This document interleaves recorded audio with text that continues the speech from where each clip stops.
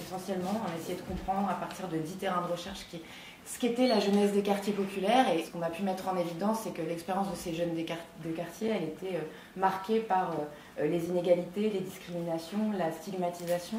L'élément transversal aussi qui nous intéressait particulièrement, je trouve, aujourd'hui, c'est que les jeunes de quartier sont plus souvent parlés que parlants, c'est-à-dire qu'on parle d'eux, mais on leur donne rarement la parole. On a pu voir, et on n'est pas les seuls à travailler sur ce sujet, mais à quel point les jeunes de quartier populaire étaient engagés.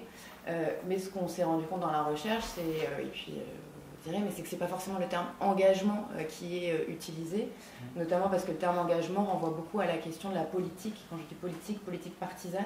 Donc Nora, est-ce que tu peux commencer en nous présentant un petit peu concrètement comment est-ce que l'association travaille pour accompagner les jeunes, donc là dans ce que tu fais aujourd'hui, mais peut-être en faisant des échos avec d'autres événements. Bien sûr. En fait, lors d'un événement de quartier, j'ai rencontré deux jeunes du quartier, enfin deux moins jeunes du quartier, qui avaient créé cette association de Montblémont. Donc moi, je les rencontre à peu près un an et demi après, et je les voyais sans les codes associatifs, un peu en mode on demande 10 000, on n'a pas 10 000, pourquoi, qu'est-ce qui se passe, ça monte à la mairie, ça va frapper aux portes, mais c'est inadmissible. Et je suis rentré en tant que secrétaire et maintenant je suis trésorière. Avant ma venue, elle était accompagnée par Asteria.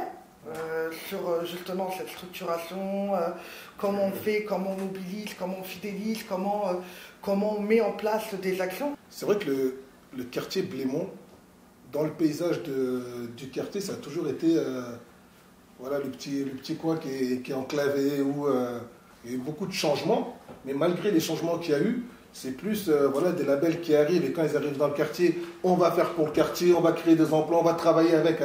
Mais une fois qu'ils sont implantés, qu'ils sont là, ils ne font plus rien. Les jeunes s'organisent beaucoup, sauf que le problème, tu l'as dit, hein, c'est le problème des codes, c'est le problème des normes. On ne s'autorise pas à, parce je pense que c'est un manque de légitimité quelque part. Hein. Moi, dans une de mes missions principales, c'est quand même d'accompagner les associations pour développer des projets, des actions à destination des habitants.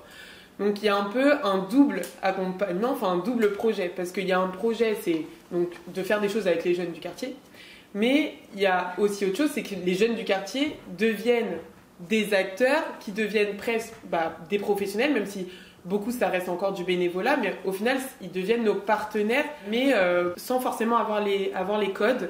Mais pour autant, moi toujours ce que je dis, c'est que souvent c'est ces mêmes acteurs-là qui ont un impact le plus fort sur les quartiers, parce qu'ils connaissent très très bien le quartier, ils connaissent très très bien le public, ils savent très bien comment mobiliser les jeunes. Et du coup, c'est comment on arrive à en même temps dire, ces jeunes qui ont grandi dans le quartier, il faut bien un moment qu'ils s'émancipent et qu'ils aient une insertion professionnelle, mais en même temps, on a besoin d'eux pour développer le quartier, etc.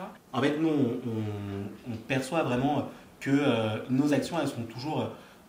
si nous, on portait les actions PEP 94, elle serait toujours un petit peu décorrélée de la réalité, parce qu'en fait, il nous manque un peu ce regard très tourné sur les besoins des habitants, parce qu'on ne vit pas au quotidien avec eux, parce qu'on les connaît pas forcément. Alors que là, en fait, il y a une vraie réalité sur laquelle nous, on va s'appuyer pour accompagner ces jeunes qui ont des projets. Et après, l'idée, c'est vraiment un peu de leur donner des clés. Et du coup, c'est vrai qu'on revient beaucoup sur la question des compétences et aussi sur la question de la valorisation de soi-même. Je vous raconte l'exemple d'un jeune qui s'appelle Mourad. Et Mourad, du jour au lendemain, il devient passionné de jeu. Ça veut dire qu'il crée des jeux de société. Et il a créé un jeu qui s'appelle Je valide. Et tout le monde s'est pris dans la structure, jouer à ce jeu-là, Je valide. Et on lui pose la question, ce serait bien, tu ne veux pas te monter en association, que ça a l'air de te plaire, parce qu'ensuite il a créé d'autres jeux, etc. Et Mourad n'était pas sûr de lui, oui, mais c'est compliqué, c'est une association, etc. Et ensuite, on a de la chance à Paris, on a quand même des dispositifs qui sont pas mal. Je pense à Quartier Libre. Et donc il a répondu à ce dispositif-là, il a créé son association, et du coup aujourd'hui on est partenaires. Et en vous écoutant, je me dis, est-ce que créer une association, c'est le Graal un petit peu? Enfin, du coup, rentrer dans les codes et arriver à faire un projet. L'asso, c'est le côté un peu légal, d'être reconnu, il y a une reconnaissance. Puis c'est toujours sympa d'en créer une, mais t'as plein d'assos qui se cassent la gueule chaque jour. On n'a pas cette manière aussi de dire comment créer des recettes. C'est pas le but d'une asso. Comment être autosuffisant, c'est pas le but. Je vois quand même des gens qui créent des associations dans une logique un peu d'entrepreneuriat, en se disant ça va être ma petite entreprise, je vais me salarier, etc. Et sauf qu'en fait, ça marche pas comme ça. C'est très compliqué d'arriver à créer un emploi dans une asso, dans une petite asso. Moi, je le vois aussi qu'il y a de plus en plus de municipalités qui n'écouteront que les collectifs ou les individus qui seront en association. Donc en fait, c'est aussi un peu un moyen pour beaucoup de personnes de se faire entendre et de pouvoir avoir une voix politique.